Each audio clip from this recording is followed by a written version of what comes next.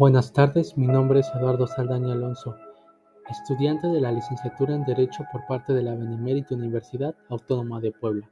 El día de hoy en nuestro podcast les hablaremos sobre el derecho agrario y cómo se relaciona con diversos artículos de la Constitución Política de los Estados Unidos Mexicanos. Para empezar, daremos una pequeña definición de lo que es el derecho agrario. Es el conjunto de normas que regulan las relaciones de la propiedad social, es decir, ejidos y comunidades, y de estas con pequeños propietarios. Ahora que conocemos esto, podemos pasar al artículo número 2.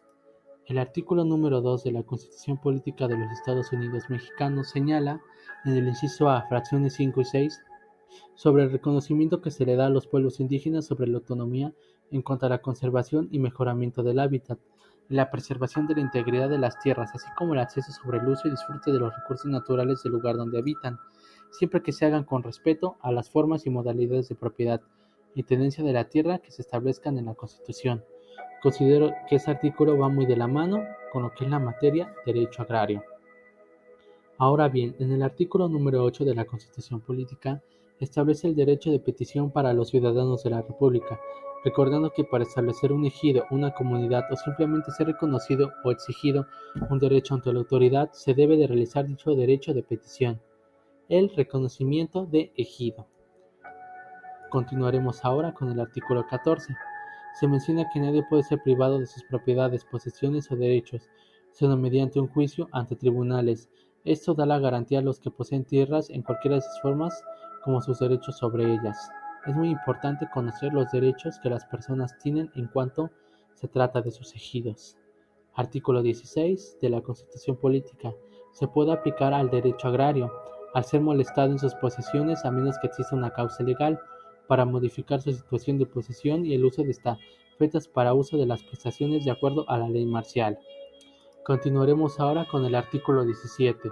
Aquí se expresa en relación al agrario dos aspectos. El primero, sobre la administración de justicia respecto a alguna controversia de índole agrario, que será por medio de tribunales. Y dos, la forma en la que se regulan las acciones colectivas caso cuestiones ejidales en las que el Congreso de la Unión expedirá las leyes pertinentes a este tema, como lo es la ley agraria, las cuales tendrán como fin determinar la materia de aplicación, los procedimientos judiciales y los mecanismos de reparación del daño. Seguiremos continuando ahora con el artículo 26 de la Constitución Política. Aquí se establece el Plan Nacional de Desarrollo para el crecimiento de la economía y el desarrollo social, estableciendo los organismos autónomos y técnicos que recojan las demandas y aspiraciones de la sociedad, lo cual en conjunto con el artículo 27 de la Constitución Política contemplará planes para el fortalecimiento del campo. Ahora abarcaremos cuáles son este tipo de planes y su relación al artículo 27. Primero, se reconocerá la personalidad jurídica de los núcleos de población ejidales y comunales y se protege su propiedad sobre la tierra, tanto para el asentamiento humano como para actividades productivas. 2. La ley protegerá la integridad de las tierras de los grupos indígenas. 3. La ley, considerando el respeto y fortalecimiento de la vida comunitaria de los ejidos y comunidades, protegerá la tierra para el asentamiento humano y regulará el aprovechamiento de tierras, bosques y aguas de uso común y la provisión de acciones de fomento necesarias para elevar el nivel de vida de sus pobladores. 4. La ley con respecto a la voluntad de los ejidatarios y comuneros para adoptar las condiciones que más les convengan en el aprovechamiento de sus recursos productivos. Regulará el ejercicio de los derechos de los comuneros sobre la tierra y de cada ejidatario sobre su parcela.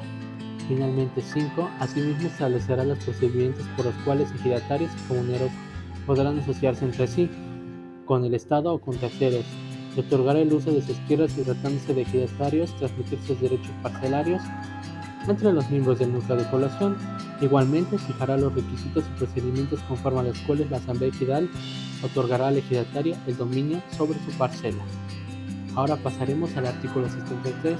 Aquí se ven plasmadas las facultades del Congreso de la Unión.